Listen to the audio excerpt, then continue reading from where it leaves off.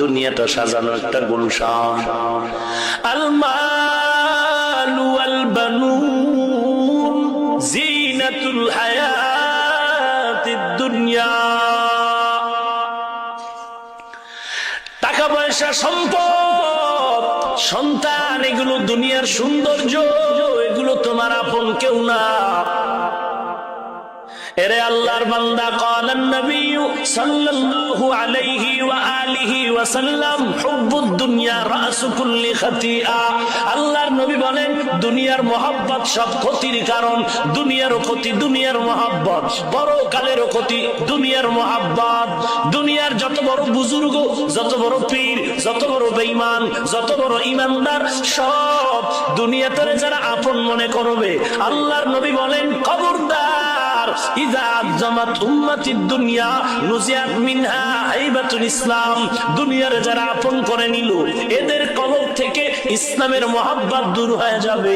এরে আল্লাহর বান্দা, খোদার কসম, যাদের দাড়ি নাই, টুপি নাই, তোমরা আমাকে বলো, কেউ যদি গোপনে আমারে 5 কোটি টাকা দিয়ে বলে, হাফিজ ভাই দাড়িটা কেটে ফেলো, বলেন বলেন বলেন, কাটবো কাটবো কাটবো। এরে আল্লাহর বান্দা, কারণটা কি? যে যাকে চিনে না সে তাকে মানে না, যে যাকে চিনে সে তাকে মানার মতো মানে। এরে আল্লাহর গোলাম, দুনিয়া কিছুই না, কচু পাতার পানির মতো।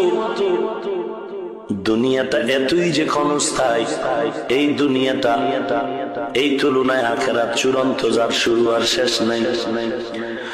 দুনিয়ার কাজে কষ্ট বেশি, ফলাফলে সন্দেহ। আখিরাতের কাজে কষ্ট নাই, ফলাফলেও সন্দেহ নেই। একটা কৃষক ফজরের আগে, মুয়াজ্জিনের আগে মাঠে দৌড়ায় হাল চাষ করার জন্য।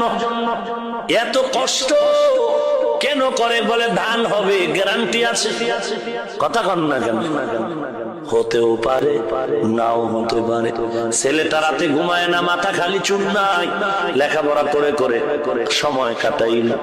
ছেলেটা পরীক্ষা দিবে 1 বছর পর, বলো এই পরীক্ষায় পাশ করার গ্যারান্টি আছে?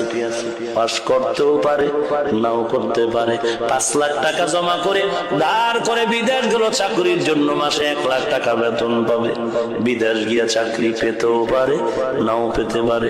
কত আল্লাহর বান্দার খবর পায়, বিদেশ গিয়ে মালিকের কাছে উল্টা পাল্টা হওয়ায় জেল খাটিয়া আবার দেশে চলে আসলো।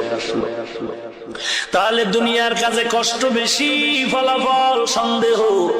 আখিরাতের কাজে কোনো কষ্ট নাই। 5 বার যদি ওযু বানাও, শরীরটা